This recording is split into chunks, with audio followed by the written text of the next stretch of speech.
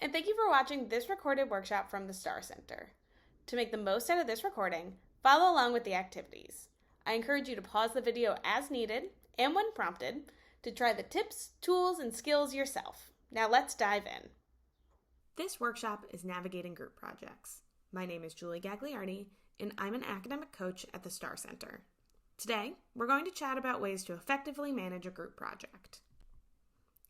In this workshop, we will discuss assessing the parameters of the project, setting up expectations and communication channels for group members, and managing conflict when it arises. When you start working with a group, the first thing to do is take an inventory of the assignment. Go through the assignment sheet thoroughly as a group so everyone is on the same page as to what the project entails. What are you being graded on? Are you being graded as a whole, as individuals, or a mixture of the two? Once you know what the project is and how you're being graded, the next step is to set up a system of communication with your group.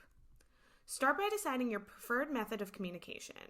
You can use iMessage, WhatsApp, GroupMe, an email chain, or something else. I encourage you to not rely on class time to connect with your group members. This can be okay early in the project, but as you approach your due date, you will want to talk about the project outside of class.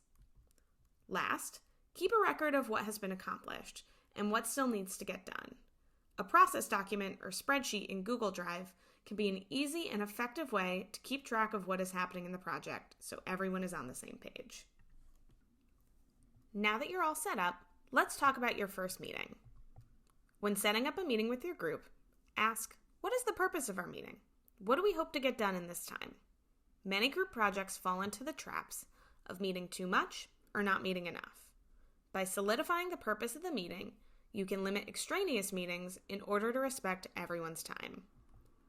In that same vein, you can also ask, do we need to meet? And if so, is it most conducive for this meeting to be in person?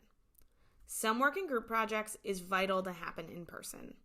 Other times, checking in over Zoom to touch base on each person's responsibilities and assess what needs to happen moving forward can be enough. Going back to our last slide, some of this communication can also happen in your chat, such as quick updates. Once you decide to meet, set some norms for how you will work together, such as being respectful of everyone's ideas or aiming for consensus on all decisions. You can also feel this out with your group, and it doesn't need to be formal, but deciding some expectations as to how you will all work together can limit conflict down the line. Don't end your meeting without setting up your next one. Your group is most likely to meet consistently if days and times are decided when you are all together. Last, in your meetings, set clear goals but be flexible with your plans.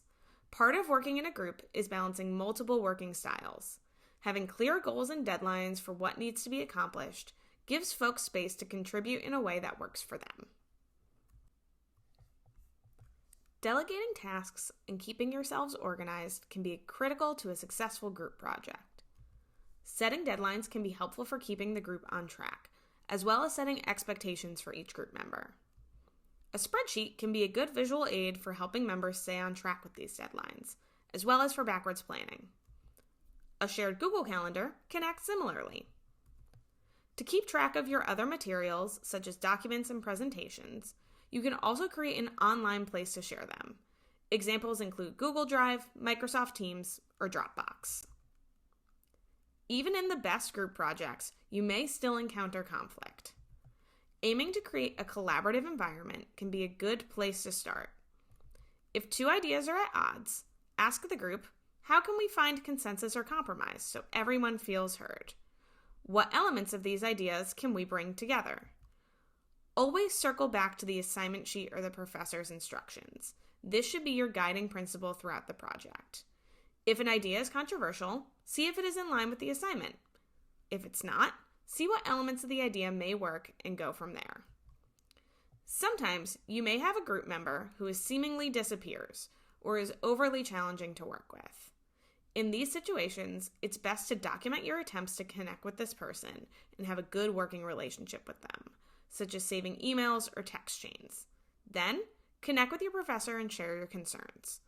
Often, the earlier you connect with your professor, the more they can help. Thank you so much for joining us today. On the screen now, you will see the StAAR Center's contact info. Please reach out or stop by our office in Dowling Hall with any questions you might have. Have a great day!